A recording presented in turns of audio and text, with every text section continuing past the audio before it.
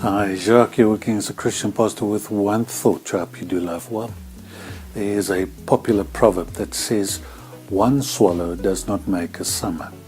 The idea behind the proverb is that there is power in numbers or repetition, and that we have to see the bigger picture in order for us to declare something as substantial.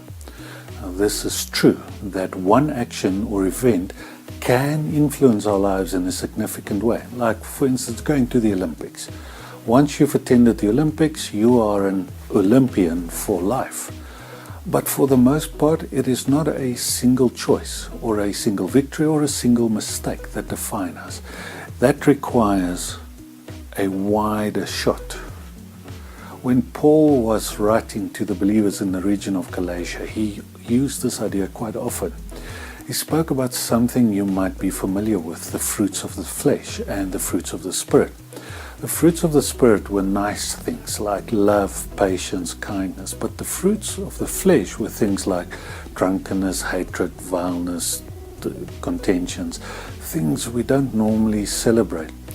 When he spoke about these two types of fruit, there was something that we often miss in the English translation. But he uses a verb that implies that for either side, the continuous long-term practice of these actions, and not a once-off, determines what we call fruit, either of the flesh or of the Spirit. This is the thought that I want to leave with you today.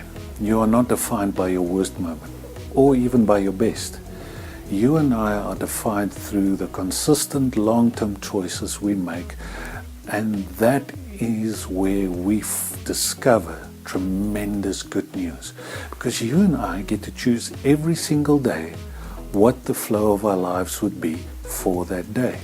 So can I encourage you today, irrespective of your past mistakes, choose today what direction you want your life to flow in.